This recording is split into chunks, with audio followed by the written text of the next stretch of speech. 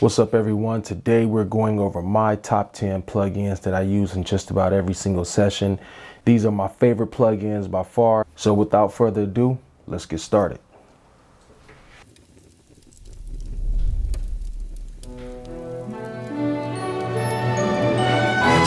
I am God. Okay, first plugin on my list is Scalar 2. I love this plugin. I love using this plugin, especially when I have beat block. I come into a session, I can't really think of anything, not too many ideas on my mind. I load up Scalar. I can get ideas from loading up different type of scales, or I can load up different type of song ideas, or I can get ideas from the different artists and the chord combinations that they already have set. When I first started producing, I was strictly doing flips. So flipping samples from old songs. And I always wanted a plugin like this that could detect the key, or I could chop up a sample. So like I said, if you have beat block or you can't come up with any ideas, this plugin is great. It can get you to where you want to go real fast. Next plugin that I like to use is Easy Keys. I love this plugin. Sometimes I actually use it along with Scalar.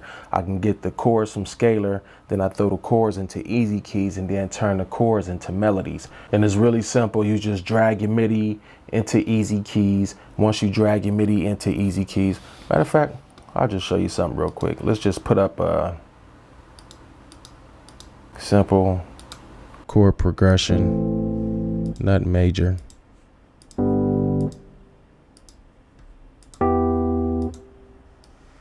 And so far, if I just play it, we'll have this.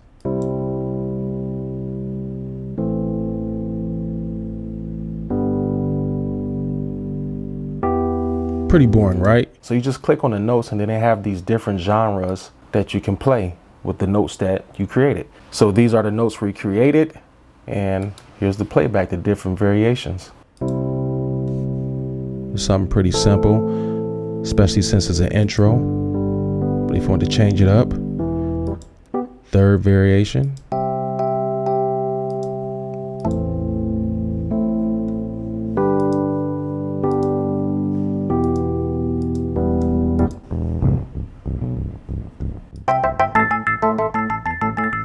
Change the speed on it.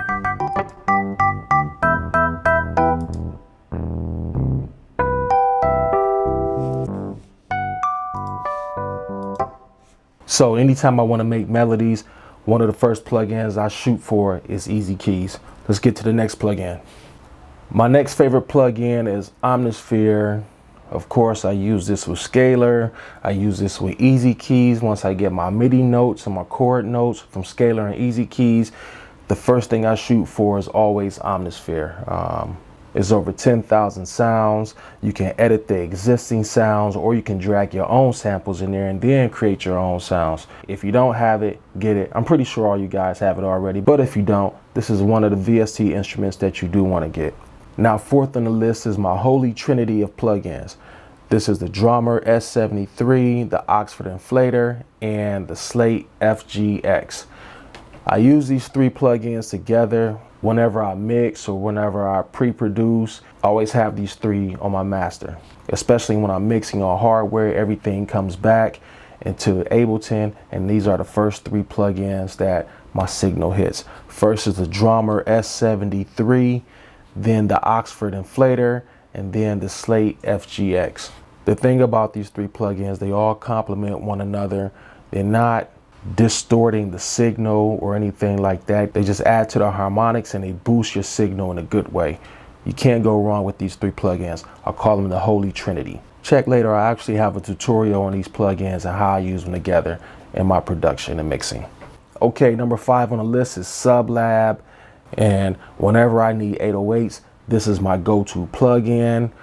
I use other plugins for bass like Trillion and Bassmaster, but this is my number one, especially when I need some 808s, because you can actually load any of your own 808 samples in there. And they also have a synth part that you can edit. You can edit the sample, and you can actually edit how much of the sub frequency you want into your sample. So SubLab is definitely my go-to whenever I need 808s and I need them quick. I go straight to SubLab. Let's move on to the next plugin. Number 6 on the list is a plugin I use on every single audio track inside of my template, and that's the Softube Console 1. Softube Console 1, I use the British A class. I have that Neve saturation on every track. It's a nice thick sound, and I can edit within Ableton without always having to use the mouse. I can use the controllers. For me, it's better to edit that way. I don't like really using the mouse. I'm used to hardware, so having the Console 1 works perfect for me. Let's get on to the next plugin. My next favorite plugin is scription-based services. Anything like Loop Cloud, Splice, Arcade, or anything like that. I love those because you can take your own samples, or you can take the samples that's already provided for you. Then you can edit them. And one of the best things, one of the key features that I like in Loop Cloud and Arcade is that you can sample all of these different loops on the fly, and you can put it in any key that you want. You can make your edits on the fly. It matches the tempo to your song. This thing is great, and especially for the workflow, like I said. Next plugin on my list is the Valhalla delay. This is hands down my favorite delay. I like Echo Boy too, but I love this more. If you put this delay, put it on the vintage setting, and then put this delay on vocals, and make any vocal just sound butter. Check back with the channel later. I have a tutorial on the Valhalla delay.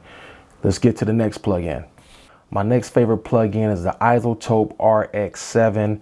I wish they had this plugin like 5 years ago, 5-6 years ago when I started producing, because when I first started producing, I was more like a sample-based producer. You know, I take like old songs, try to flip them. Now is my thing.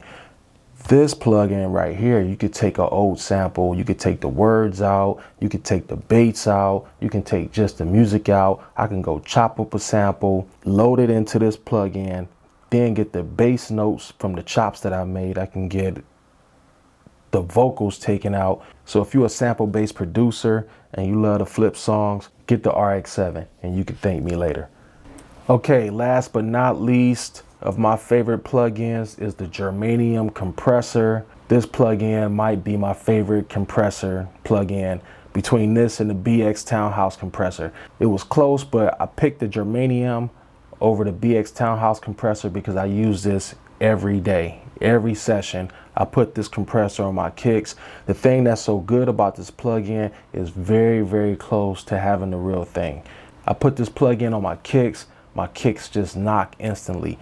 I'll actually have another tutorial about that later, so check back in with the channel. But the Germanium compressor is one of the best compressors you can buy, hands down.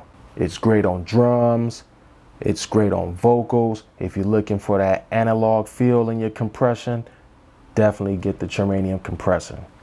So those are my top 10 plugins, my favorite plugins that I use so far in 2020. I use more plugins than this, but these 10 are used in damn near every session. If there's some plugins that might be your favorite, drop them in the comments below.